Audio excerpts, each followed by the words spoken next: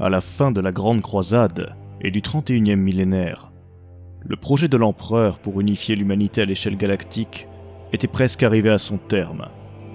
Le maître de l'humanité devait néanmoins retourner sur Terra pour assurer la pérennité de l'espèce humaine vis-à-vis du Warp et ses dangers. C'est pour cela qu'il nomma son fils favori, Horus, primarque des Sons of Horus, maître de guerre, afin que celui-ci assure l'intendance militaire, tandis que l'empereur se chargeait d'achever son grand œuvre pour l'humanité. Néanmoins, comme l'histoire nous l'a révélé, les dieux du chaos parvinrent à insinuer le doute dans l'esprit d'Horus, au point de le retourner contre son propre père. Cette ingérence des divinités du Warp, couplée aux machinations de leurs sous-fifres mortels, furent à l'origine d'une des guerres civiles les plus sanglantes qu'ait connue la galaxie, l'hérésie d'Horus. Le maître de guerre incita tout d'abord son frère Sanguinius, primarque des Blood Angels, à se rendre avec sa légion sur Cygnus. Ceci afin de l'attirer dans un piège qui, il l'espérait, le jetterait dans les bras du dieu Khorne et ses hostes démoniaques. Dans un deuxième temps, il parvint à rallier certains de ses frères primarques à sa cause, Angron et ses World Eaters, Mortarion et sa Death Guard, Fulgrim et ses Emperor's Children. Ils entreprirent tout d'abord de purger leurs légions respectives des Astartes qu'ils savaient trop loyaux envers l'empereur, par une terrible trahison menant au massacre d'Istvan III. La nouvelle parvint aux instances de l'Imperium, qui envoyèrent une expédition composée de 7 autres légions Astartes afin de confronter Horus sur Istvan V. C'est là que l'impensable se produisit, et que 4 d'entre elles trahirent leurs frères au pire moment pour rallier l'ambition du maître de guerre, et massacrèrent les légions loyalistes restantes. Cette deuxième trahison indicible porta un énorme coup aux forces impériales, et marqua le réel début de la guerre civile qui allait porter ses combats jusqu'à Terra elle-même. Mais la galaxie est vaste, et malgré l'ampleur de ce conflit cataclysmique, opposant traîtres et loyalistes, d'autres événements qui pourraient paraître de moindre importance eurent lieu. Alors que Sanguinius et ses Blood Angels échappèrent de justesse au piège tendu par Horus, et qu'Angron et sa légion suivaient ce dernier dans son sillage destructeur suite aux événements d'Istvan V, l'empressement des traîtres à prendre le chemin de Terra fit que la flotte des World Eaters n'était pas au complet. Une de ses barges manquait à l'appel.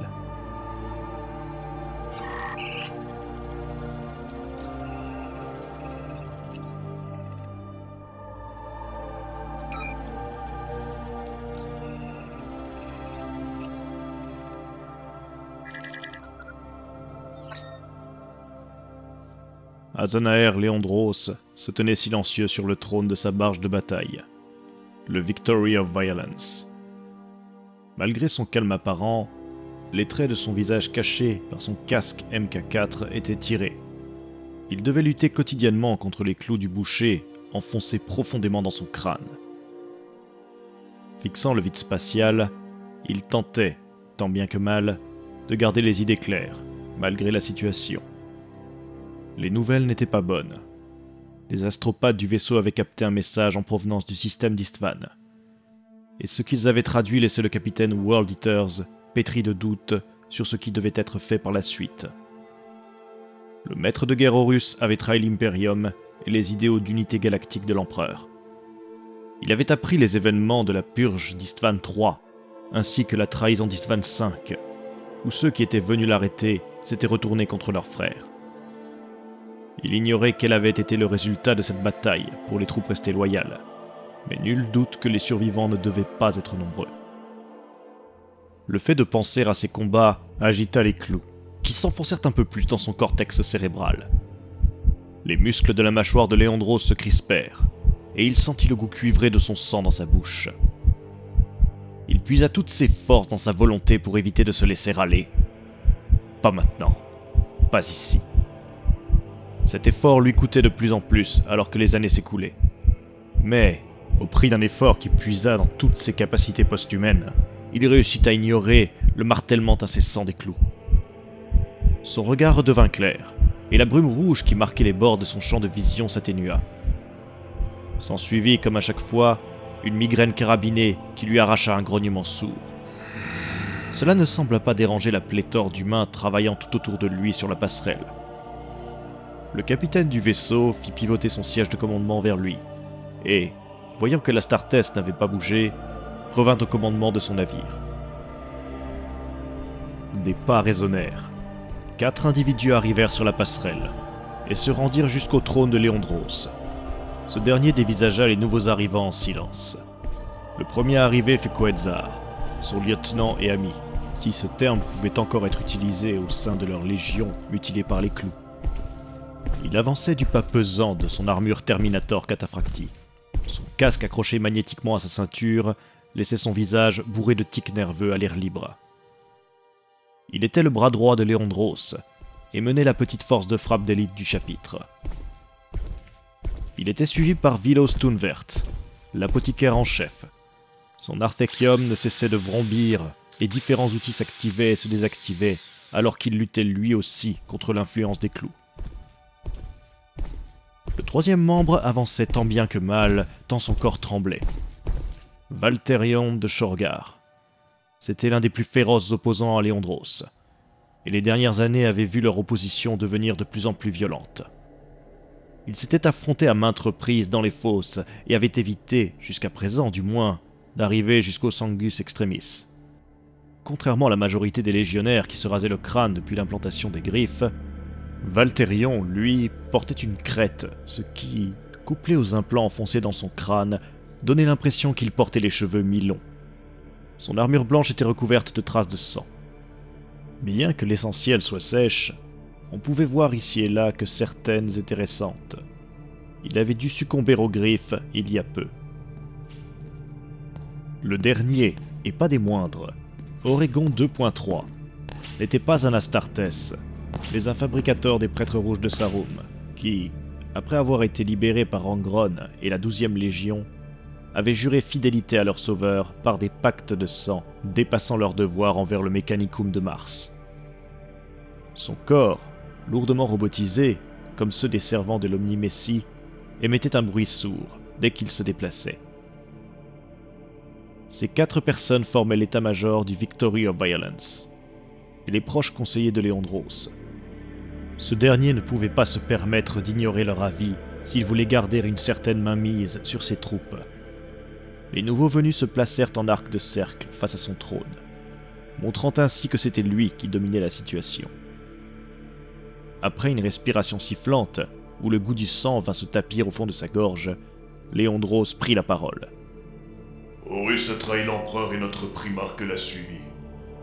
Ils ont purgé notre légion sur Istvan 3, avant de se retourner contre les forces impériales sur Istvan 5.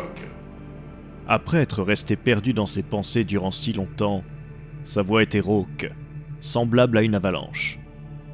Ses interlocuteurs se jetèrent des regards circonspects. Cette nouvelle s'était répandue dans les couloirs du vaisseau, mais il était différent de confronter la vérité qu'une simple rumeur. Les traîtres se détournaient de la vérité impériale. Valterion de Shorogar avait du mal à parler. Chaque syllabe était hachée et avait du mal à passer ses lèvres sans être accompagnée de filets de bave et de postillons. Léandros fut surpris de voir que c'était avec son rival de toujours qu'il était le plus en accord. Autrefois Warhounds, ils étaient devenus les World Eaters, mais, toujours, ils étaient restés la légion que l'on envoie pour faire le sale boulot que les autres ne voulaient pas faire. C'était un fait que chaque légionnaire avait accepté.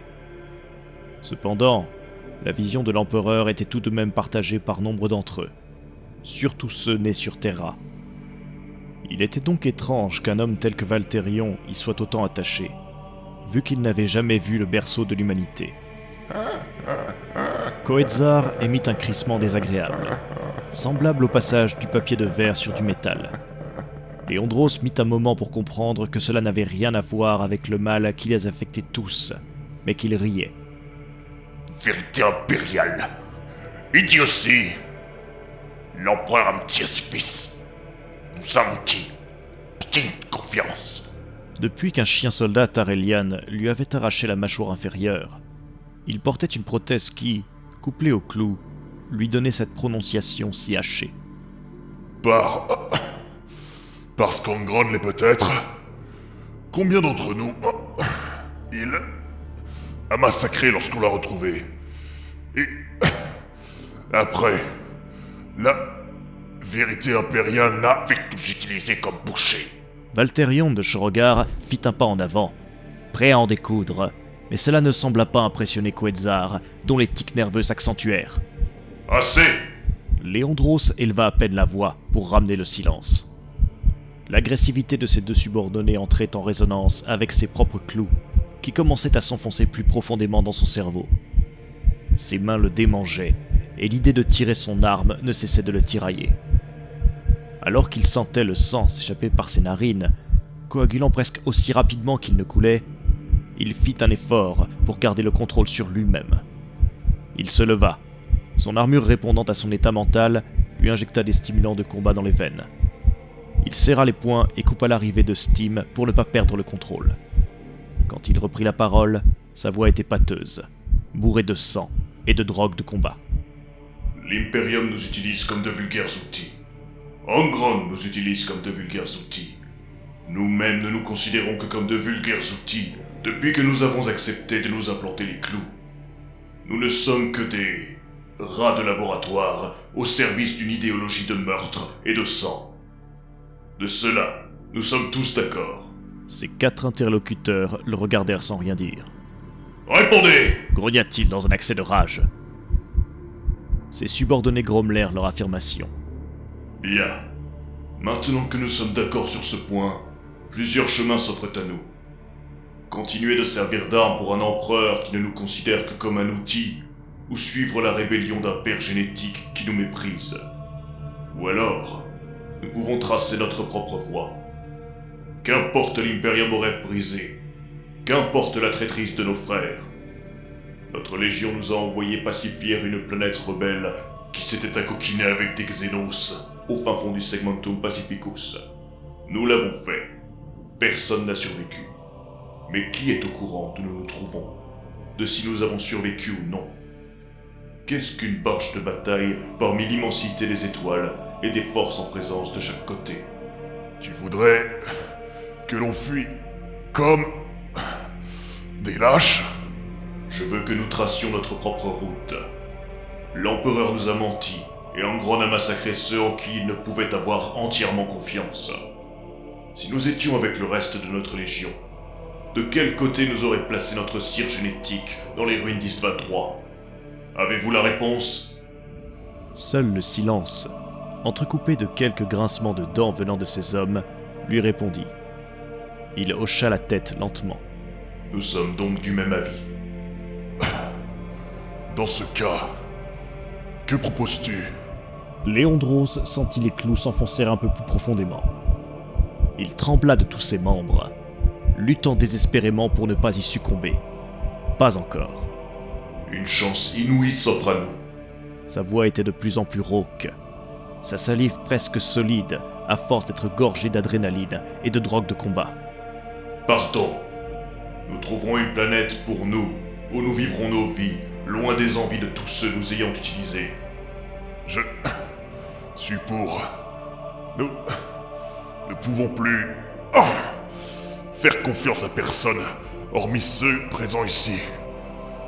Astartes, Uma et Skitari, voilà notre nouvelle légion. Nos frères nous prendront pour des lâches, l'Imperium pour des traîtres.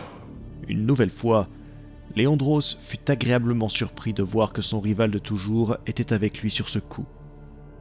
Les griffes ne l'avaient peut-être pas autant décérébré qu'il le croyait. Angron est notre père. Mais si nous étions avec lui, serions tombés sur Istvan III. Cherchons notre route. Quetzar opina du chef pour annoncer son soutien à Léondros. Émettant un bruissement binaire, Oregon 2.3 se rangea du côté de ses maîtres génomodifiés. Nous vous suivrons dans votre voie, nos rangs étant tout autant disloqués que les vôtres. Philos Tunvert fit jouer son Artekium. Tous se tournèrent vers lui. Il secoua lentement la tête, comme désolé de voir ce que décidaient ses comparses. Si nous partons... Annonça-t-il d'une voix morne. et désincarné. Nous aurons les rebelles comme les loyalistes sur le dos. Est-ce vraiment ce que nous voulons? Ni l'empereur, ni Horus ne nous pardonneront, et nous serons des cibles pour leurs armées. Vous en avez bien conscience? Évidemment, sûr. Il est mathématiquement impossible d'y échapper. Vilos ricana. Il haussa ses imposantes épaules. Je vois que vous êtes tous sur la même longueur d'onde. Dans ce cas, allons-y. Mettons à mort tous ceux qui s'opposeront à nous. Tous rugirent leur assentiment. Azanaer Léondros se leva avec difficulté, tant la dose d'adrénaline qui courait dans ses veines à cause des clous était importante. Il les remercia d'être venus et de partager avec lui son sentiment vis-à-vis de cette rébellion. Ce fut, lors de ce moment, ce qui se rapprochait le plus de l'ancienne fraternité qui habitait autrefois leur légion. Cela sembla déplaire aux griffes qui s'enfoncèrent plus profondément dans son crâne. Il salua ses frères et quitta la passerelle de commandement. Déambula dans les couloirs, de plus en plus sous l'influence des clous. Il avait du mal à garder le contrôle de lui-même, mais il le devait. Encore quelques minutes de plus. Il descendit dans les tréfonds de sa barge de bataille, là où les lumens ne fonctionnaient plus, et où seule la racaille mutante et la lie humaine se vautraient. Il ferma les écoutilles, et, une fois certain qu'il ne risquait pas de s'en prendre au personnel vital de son navire, se laissa aller à sa fureur. Il beugla alors que sa hache tronçonneuse se mettait en marche. Il se mit à courir comme un dératé, prêt à trucider quiconque se mettrait sur son chemin.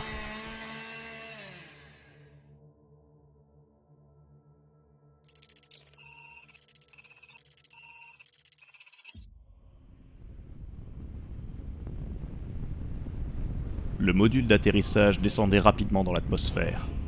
Brinque-ballant de droite à gauche, ses occupants harnachaient leur siège. Passlax, sous l'emprise des clous, ne cessait de grogner et de baver. Il voulait se défaire de son harnais et se jeter dans la mêlée. Les autres membres de son escouade étaient dans le même état que lui, et l'engin résonnait des grognements des World Eaters. Leur assaut était téméraire. Les Xénos locaux utilisaient les milliards d'êtres humains qu'ils envoyaient sur les champs de bataille comme chair à canon. Attaquer la planète de front aurait été suicidaire, sans avoir en premier lieu décapité leur centre de commandement. C'était le but de la manœuvre. Une équipe réduite, chargée de frapper fort là où se trouvaient les têtes pensantes Xénos, loin de leur légion de soldats esclaves. L'appareil percuta avec violence le sommet d'une tour, et continua son chemin après l'avoir traversé de part en part avant de s'écraser dans la cour.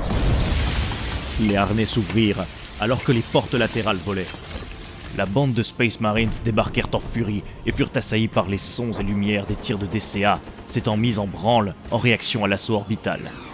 Tout n'était que fureur et violence. Le bruit était assourdissant. Seul le casque des légionnaires leur permettait de ne pas devenir complètement sourds.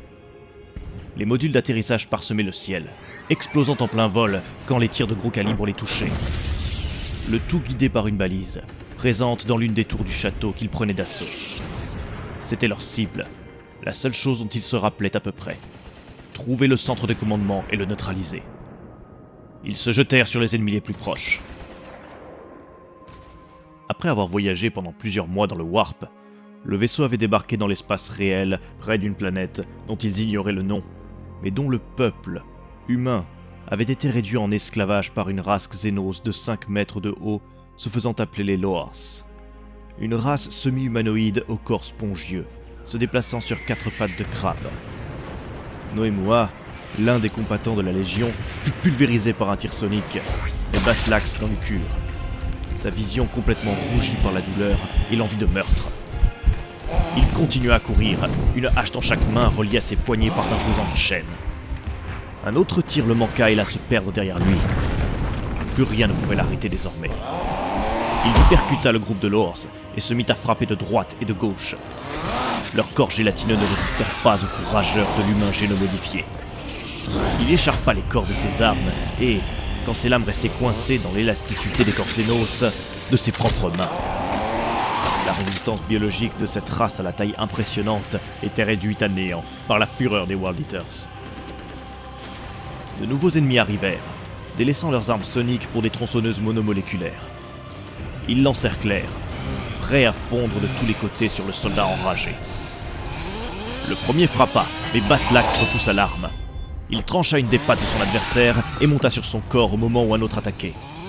La tronçonneuse découpa le corps de son congénère, et le World Eaters, prenant appui sur la carcasse Lors, lui sauta au visage et le décapita d'un mouvement rapide. Les autres lui bondirent dessus, mais d'autres World Eaters s'enfoncèrent dans la mêlée à ce moment-là. Ils se frayèrent un chemin sanglant, avançant mètre par mètre vers la salle de contrôle. L'un d'eux fut tranché en deux de l'épaule à l'aine par l'une des créatures, mais cela ne ralentit aucunement ses compagnons. Ils ne faisaient pas attention à ceux qui tombaient, ne cherchant qu'à massacrer toujours plus leurs ennemis. Baslax n'avait plus aucune notion de ce qui se déroulait autour de lui. Ses ennemis n'étaient plus que des formes floues et grotesques que les clous lui ordonnaient de détruire. Il ne faisait que progresser, frappant et frappant encore et toujours. La grille de son casque projetait ses grognements animaux. Il ne savait quand, mais une de ses haches avait disparu. Il se servait désormais de sa chaîne comme d'un fouet pour distribuer toujours plus de souffrance à ses ennemis. Son armure blanche et bleue étant désormais complètement couverte du sang bleuté des Xenos. Un dernier Lors se dressa face à lui. Il frappa, et Baslax recula pour laisser passer l'attaque à un cheveu de lui. Il contre-attaqua. Cependant, le Xeno bondit de ses 4 membres et lui retomba dessus. L'Astartes fit un roulé-boulé sur le côté pour éviter la masse qui fonçait sur lui. Un chaînon maintenant son autre hache se brisa dans l'action. Il arma son bras et d'un mouvement ample, rejeta l'arme directement dans le visage gélatineux. Elle le traversa de part en part, ouvrant son crâne comme les pages d'un livre et répandant ses humeurs cérébrales au sol. Le World Eater donna ensuite un coup de pied dans le corps désarticulé et le projeta contre un mur de pierre. Il ne trouva plus d'ennemis face à lui, mais une porte, imposante pour laisser passer les Lors. Elle était entr'ouverte, et il put voir à travers sa vue brouillée par la rage les machines du poste de commandement. Baslax lutta contre les griffes et l'envie de retourner dans la mêlée pour atteindre l'objectif que Léandros leur avait fixé. Il se mordit l'intérieur des joues, répandant du sang dans sa bouche et sur son menton, et entra. Chaque pas était un calvaire. Il s'approcha des machines. Un frisson de dégoût réussit à passer la colère et la rage qui coulaient dans ses veines. Dans des tubes remplis de liquide amniotique flottaient des têtes humaines vivantes. Elles étaient reliées aux machines par une technologie biomécanique qui montrait à un rythme régulier différents points du champ de bataille. Le tout était rattaché par des câbles à un corps crucifié humain qui ne cessait de déblatérer des propos incompréhensibles. Ainsi, les Lors utilisaient les humains autant comme esclaves et base de leurs armées que comme base de leur technologie impie. Tout en observant les lieux, Baslax ne vit arriver l'ennemi derrière lui. Le chant de la tronçonneuse monomoléculaire l'avertit du danger au dernier moment, et il se jeta sur le côté. Il voulut se rattraper à l'aide de ses bras, mais s'écrasa au sol. Il roula sur lui-même pour esquiver un autre coup. Se remettant tant bien que mal sur ses pieds, il rechuta sans comprendre pourquoi. Le Lors le dominait de toute sa taille, levant bien haut son arme pour la faire retomber en un arc de cercle meurtrier. Baslax grogna et jura. Il projeta ses 2 jambes dans la partie chitineuse du corps du Xenos, où se réunissaient ses 2 paires de pattes. Le choc fut violent, et la créature fut expulsée contre les tubes, en brisant 2 dans sa chute. Privés de leur liquide de conservation, les têtes émirent un léger râle avant que leurs yeux ne deviennent vitreux. Le World Eater réussit enfin à se remettre sur ses jambes, et réussit à comprendre, malgré son cerveau rongé par les drogues de combat, pourquoi il avait perdu l'équilibre tant de fois. Son bras droit était tranché net, juste au-dessus du coude. La rage monta d'un cran supplémentaire, et, utilisant la chaîne accrochée au poignet qui lui restait, il se mit à frapper de toutes ses forces le Xeno et les machines derrière lui. Il perdit complètement la notion de ce qui l'entourait et du temps qui passait. Il frappa de son arme improvisée autant que de ses jambes et de sa tête. Plus il se déchaînait sur sa cible, plus la rage et la force de ses coups augmentaient. Les clous s'enfonçaient de plus en plus profondément dans son crâne pour décupler sa colère et ses pulsions meurtrières. Du sang, des morceaux de chair et de machinerie volèrent en tous sens sans que le World Eater n'y fasse attention. Une seule chose ne cessait de l'obnubiler, fracasser encore et encore sa chaîne sur son adversaire. Il ne sut combien de temps il passa ses nerfs sur la créature face à lui, Mais quand il réussit à reprendre ses esprits, le Xéno n'était plus qu'un tas de viande et d'os devant lui, et la machine avait été réduite à un tas de ferraille. Son souffle était rauque dans son casque, dont l'une des lentilles avait été fendillée durant la mise à mort. Cherchant un second souffle, il regarda autour de lui. Les quelques écrans qui n'avaient pas rendu l'âme montraient le ciel silencieux. Les défenses aériennes s'étaient enfin tues. Activant son vox interne, il lança le seul et unique message pour lequel lui et ses compagnons s'étaient battus jusque-là. Objectif accompli. Maslax sortit du poste de commandement et observa le champ de bataille. Les derniers Loors étaient mis à mort par les survivants de l'assaut. Ils n'étaient guère nombreux. Sur les 150 World Eaters ayant fondu sur la planète, seuls 25 avaient survécu à la descente et aux affrontements autour et dans la forteresse. Mais peu importait. Le résultat était là. Il se laissa glisser au sol et s'adossa au mur de l'édifice, et observa les Stormbirds massifs fendre le ciel pour venir prendre possession des lieux et attaquer les cibles secondaires. Ici et là, au milieu de la masse de transports aériens Astartes, on apercevait des archéoptères du Mechanicum déployant des forces auxiliaires des prêtres rouges. Cela rappela au World Eater la machine qu'il avait trouvée. Il réactiva son vox. Ici Maslax. Je pense que nos amis du Mechanicum seront intéressés par l'étude de la technologie Loors. Puis il laissa l'adrénaline quitter petit à petit son corps, et attendit que les renforts arrivent.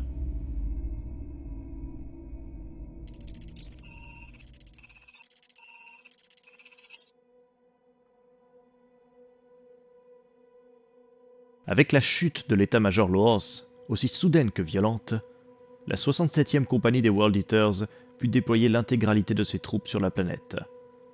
Outre les 2400 Astartes présents dans le Victory of Violence, la force de frappe pouvait compter sur 30 000 soldats des fusiliers du Lys, et une troupe de quelques 10 000 Skitarii aux ordres des prêtres rouges. Ces survivants, de la campagne qui les avait tant éloignés de leur base d'attache, se coordonnèrent pour s'attaquer aux forces ennemies. Cependant, ils durent désormais affronter les forces humaines qu'ils étaient venus libérer. Les Loors les utilisaient comme chair à canon, rendus fous par une décérébration chimique. Équipés à la hâte et n'ayant pas de hiérarchie de commandement claire en dehors de celle de leurs bourreaux, leur rôle était d'épuiser les assaillants plutôt que de représenter une réelle menace. Cependant, pour Oregon 2.3, ces combats étaient le cadet de ses soucis. Il avait délégué le commandement de ses forces à ses seconds pour l'assaut planétaire. De son côté, escorté de quelques patrouilleurs Skitarii, de son second, un technogure du nom de Dosecron 8.1 et de 4 World Eaters, il s'enfonçait dans les méandres d'une montagne où il avait repéré un signal énergétique étrange après avoir étudié les machines Xénos qui n'avaient pas été détruites. Le Mechanicum voyait d'un très mauvais œil l'étude des technologies Xénos, mais désormais, Oregon 2.3 et ses comparses à bord du Victory of Violence n'en avaient cure. Ils connaissaient bien les avertissements des fabricateurs généraux sur les technologies impies et Xénos qui avaient plongé l'humanité dans la longue nuit. Mais après tout, n'était-ce pas un mensonge de l'Empereur et de Mars pour garder le contrôle sur les technologies de l'Imperium? Il n'en aurait pas été à leur coup d'essai. Maintenant que les membres du Victory of Violence avaient décidé de tracer leur propre voie, peu importaient les interdits de leur père, ils n'allaient pas passer à côté de la chance de trouver de nouvelles technologies datant du Moyen-Âge technologique. Ainsi descendaient-ils sous bonne escorte dans les méandres d'un ancien bunker à moitié abandonné. En arrivant sur les lieux, ils ne s'étaient pas attendus à les trouver dans cet état. Au vu de l'important pic énergétique qu'il avait repéré avec ses appareils, ils pensaient avoir affaire à une garnison puissante protégeant une base foisonnante d'activité. Pas sur une porte rouillée, à moitié dissimulée au flanc de montagnes et des couloirs où régnait l'obscurité et l'humidité. Quel secret pouvait se trouver ici et que s'était-il passé pour que les propriétaires abandonnent tout cela? Il sentit, dans la partie qui n'était pas que pure logique, un frisson le parcourir, en imaginant ce qui pouvait être enfoui si profondément. Ces patrouilleurs sécurisaient chaque mètre carré de terrain sous les ordres du technogure, directement envoyé par la noosphère. Déployant une mécadendrite contenant son Auspex, il apprit qu'ils arrivaient à destination. Il lâcha quelques ordres en binaire, et les Skitarii se redéployèrent en conséquence. Soyez sur vos gardes, World Eaters. Nous arrivons. Celui qui menait le groupe, un sergent dont il ignorait le nom, répondit par un grognement sourd. Oregon 2.3 connaissait les affres de colère et de meurtre dans lesquels les Astartes pouvaient sombrer. Et il devait reconnaître que les 4 membres de son escorte étaient particulièrement calmes et maîtres d'eux-mêmes. Hétéroclites dans leurs équipements, 2 d'entre eux étaient armés de bolters lourds, alors que les 2 autres étaient armés pour le corps à corps. Les couloirs laissèrent place à une énorme salle où des centaines de cogitateurs et autres machines étaient alignées en de grandes allées. Le prêtre rouge reconnut la même technologie que ce qu'avait décrit un soldat du nom de Baslax lors de l'assaut du quartier général Xedo. On trouvait ici et là des cuves remplies de liquide amniotique où des têtes humaines étaient insérées. Contrairement à ce qu'ils avaient vu jusque-là, elles ne déblatéraient pas continuellement des inepties et semblaient en sommeil.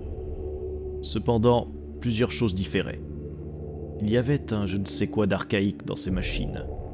On trouvait, crucifiés au plafond, d'autres humains reliés aux machines. Le tout émettait déjà une quantité d'énergie impressionnante alors qu'elles étaient en veille. Oregon 2.3 émit un grésillement de plaisir en voyant tout ce qui pouvait être étudié ici. Mais surtout, il était attiré par ces machines comme un papillon vers une flamme. Il voulait savoir à quoi servait tout ça et pourquoi tout était désormais à l'abandon. Dozécron 8.1, suivant les ordres de son supérieur, répartit ses troupes dans toute la salle et, après plusieurs essais pour entrer en contact avec l'esprit de la machine, dut se rendre à l'évidence. Ce dernier avait été coupé de l'Omni-Messie et corrompu au point que malgré les dévotions, il était impossible de parler avec lui. Oregon 2.3 grommela en binaire en apprenant la nouvelle et reprit les rênes de l'étude. Cela dura pendant plusieurs heures. Les 2 membres des prêtres rouges étudiant savamment la moindre parcelle de cette technologie contre nature. Durant tout ce temps, les Skitarii restèrent totalement immobiles à leur position. Seuls les World Eaters se déplaçaient ici et là, faisant les 100 pas comme des lions en cage. Leurs implants commençaient à les titiller, leur ordonnant de se battre par des impulsions douloureuses en plein dans leur cortex cérébral. Bien qu'ils fassent partie des World Eaters les plus calmes, ils commençaient à lâcher de petits grognements de colère et de douleur.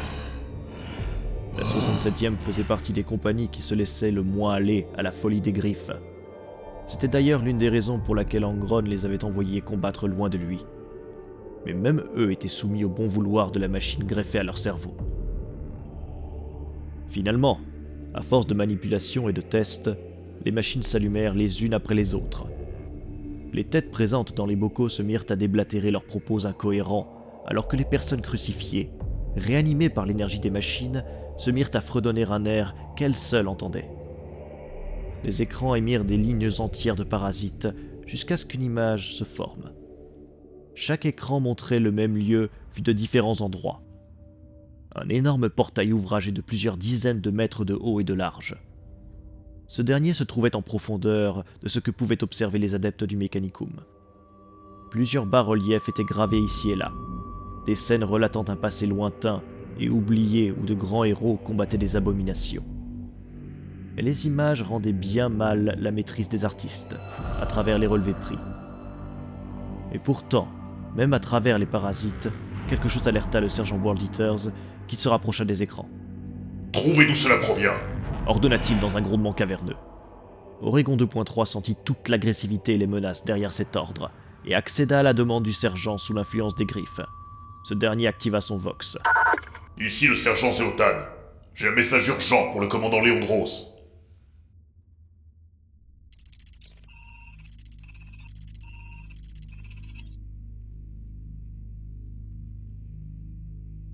Après des heures de recherche, de quadrillage et de remontée de signatures énergétiques, les membres des prêtres rouges réussirent à géolocaliser l'endroit surveillé. Ils s'y rendirent, et y retrouvèrent bientôt Léondros et son état-major. Ils avaient tous délaissé, à contre-cœur, leur terrain d'engagement pour se rendre sur les lieux. Couverts de sang des combats qui faisaient toujours rage à la surface, ils s'étaient rendus jusqu'à l'endroit. Chacun d'entre eux tremblait de rage devant ce qu'ils voyaient sur l'imposant portail, pour le moment en sommeil. Sculptés en bas-relief du plus bel effet, rehaussés de paillettes d'or et de céramique, on y voyait principalement les Lors, entourés de leurs myriades d'esclaves humains. Mais parmi les créatures qui pullulaient toujours en surface, on voyait précisément un homme en pleine négociation avec eux. Malgré les affres du temps passé ayant patiné l'ensemble, il se dégageait toujours une certaine majesté de ce négociateur qui n'avait été vu par les Astartes qu'à une seule occasion. Quand ils se nommaient encore les Warhounds, et que la dite personne avait proclamé le début de la grande croisade à travers les étoiles. L'empereur. Azanaer Leondros grogna de colère en voyant ça. Il entendit les autres membres de son état-major avoir des réactions similaires. Ils avaient vu comment les Lors utilisaient les humains comme chair à canon pour leurs armées, et comme matière première pour leur technologie. Voir l'image de l'empereur liée de près ou de loin à ces créatures xénos les mettait dans une colère noire qui trouvait un écho dans les griffes et manquait de les faire tomber dans la démence. Sentant les clous s'enfoncer davantage dans son cerveau en réponse à la haine qu'il éprouvait à ce moment, le commandant de la 67e compagnie des World Eaters sentit le goût cuivré de son propre sang envahir son nez et sa bouche. Il ne réussissait qu'à grand-peine à ne pas enclencher sa hache tronçonneuse pour venir frapper le portail. Du sang se mit à couler de ses narines. Un râle s'échappa de son casque. Ainsi l'empereur se trouvait déjà ici. Et il a négocié avec ces saloperies Xénos. Lui qui prohibe toute technologie non humaine. Une nouvelle preuve de sa perfidie. Oregon 2.3. Seigneur, Trouvez tout ce qu'il y a à savoir sur ces lieux. Je veux que l'on découvre ce qui s'est passé ici, et en quoi l'empereur est complice de ces créatures. il en sera fait selon vos ordres. Il se tourna vers le reste de son état-major. Il pouvait sentir la colère qui bouillonnait dans ses veines trouver un écho chez ses compagnons.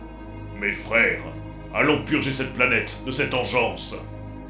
Il n'eut que des grognements en réponse, et ils se mirent à courir vers la surface pour retrouver leur zone de conflit.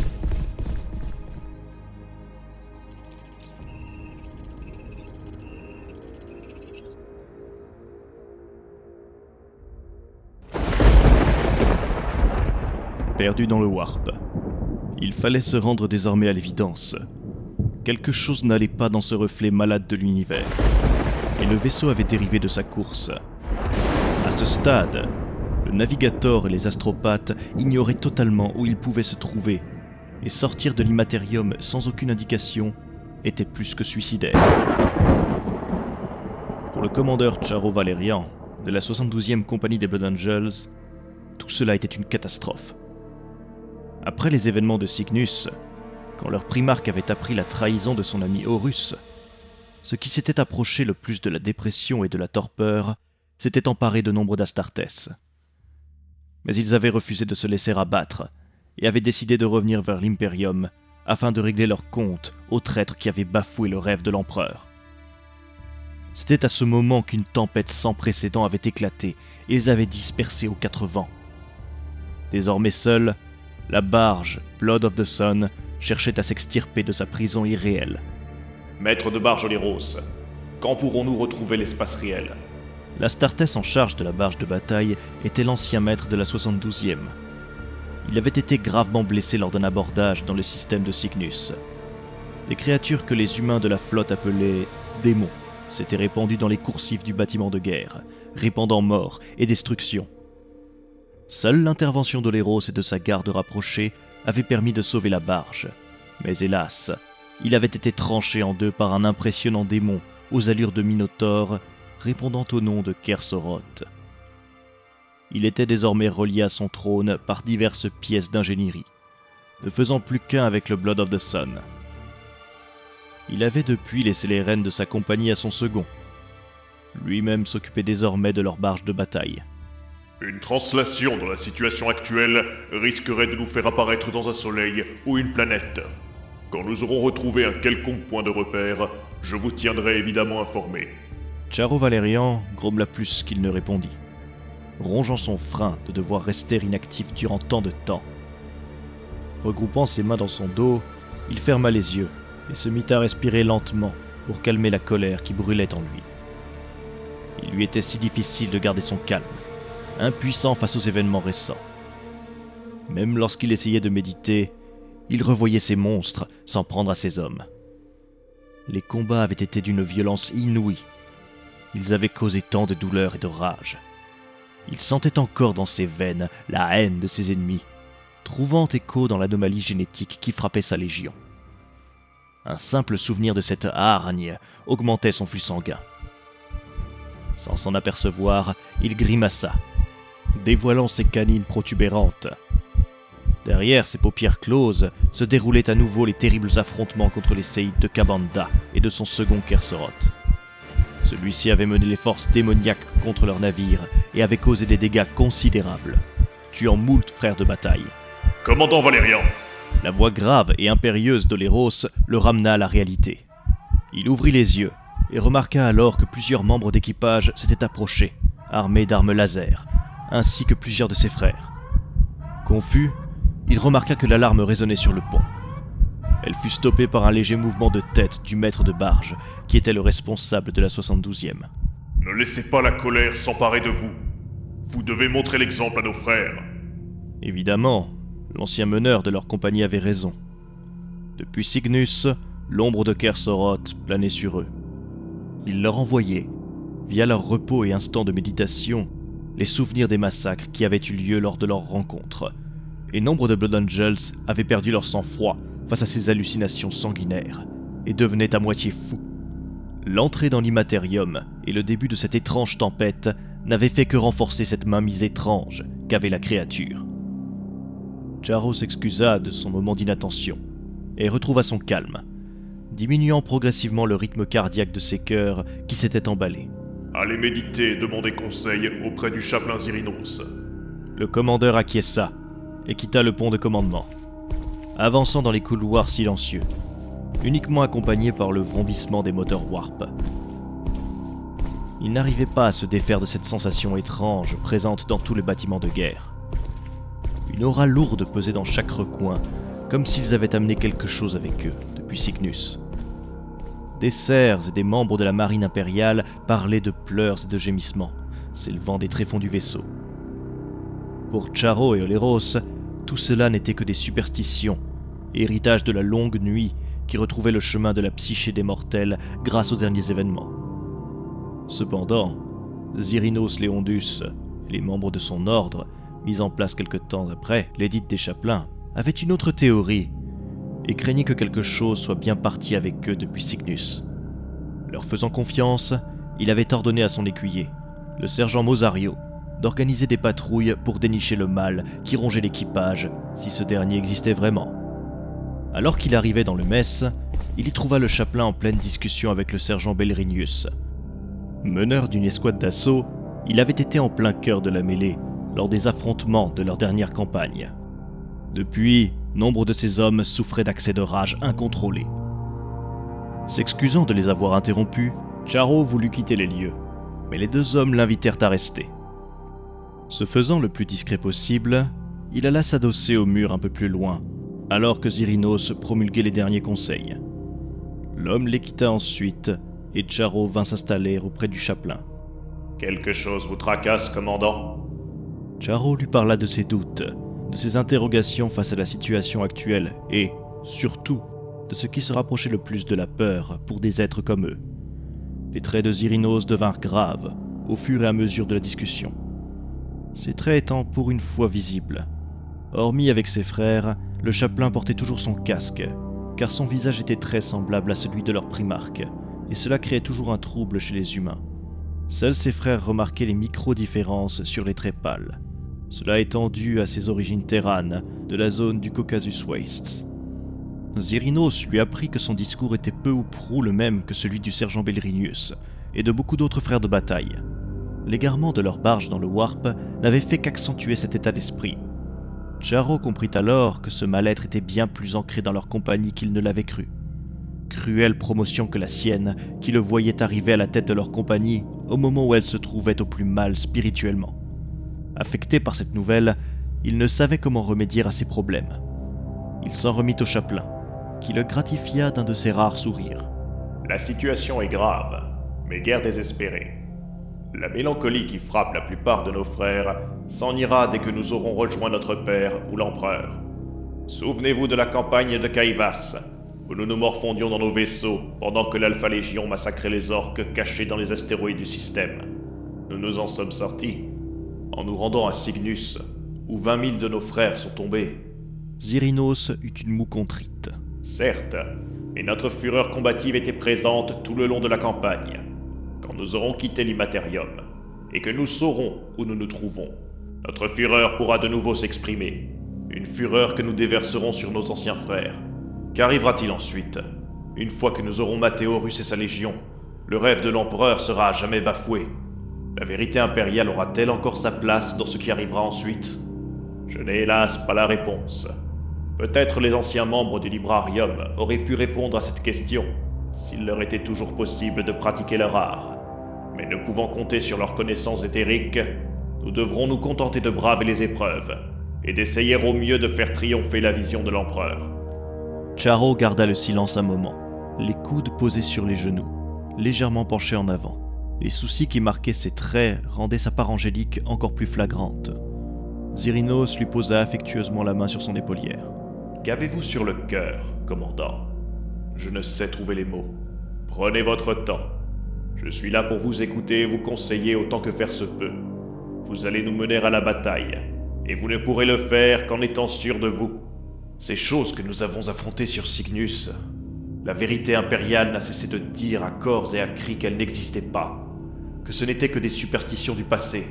Pourtant, nous avons fait les frais de leur existence. Nous aurions pu sauver tant de nos frères si on ne nous avait pas caché comment les combattre. Est-ce que... » Il poussa un profond soupir. Est-ce qu'Horus aurait pu découvrir d'autres secrets plus sombres que l'empereur ne nous a pas délivrés?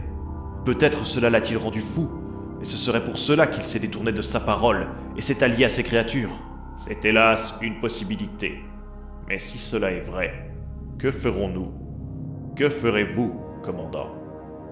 Même si l'empereur nous a menti, Horus, lui, nous a directement envoyés à l'abattoir. Nous ne pouvons nous fier à lui et... L'alarme se mit à retentir. Les sirènes hurlèrent sur tous les ponts. Les gyrophares, positionnés en plusieurs endroits, donnaient au lieu de manière intermittente une teinte rougeâtre. Bondissant de leur siège, les deux Astartes se précipitèrent vers le centre de commandement. Sur le chemin, Charo enfila son casque et interpella les sergents sous ses ordres. Il leur ordonna de se répartir sur les ponts principaux et de se préparer à toute éventualité. Il vit les runes passer au vert alors que chacun accusait réception. Arrivant sur le pont, il demanda un rapport complet à Oléros, qui ne cessait de babiller ses ordres en gothique et en binaire, aux milliers de membres d'équipage présents tout autour de lui. Il prit quelques minutes pour répondre au nouveau maître de compagnie. Anomalie secteur 12, 17, 39, 44 et 105. Champ de Keller compromis. Sortie du warp d'urgence. Je croyais que c'était trop risqué. C'est risqué, mais avec les problèmes présents, notre barge se briserait en deux, et ce serait une catastrophe, en plein milieu du warp. Que Sanguinius nous protège. Préparation de la translation. Annonça un membre du Mécanico. À toutes les équipes, Ordonna Charo dans le réseau Vox du vaisseau. préparez-vous à toute éventualité. Retour dans le monde matériel enclenché. Annonça Oléros. Nos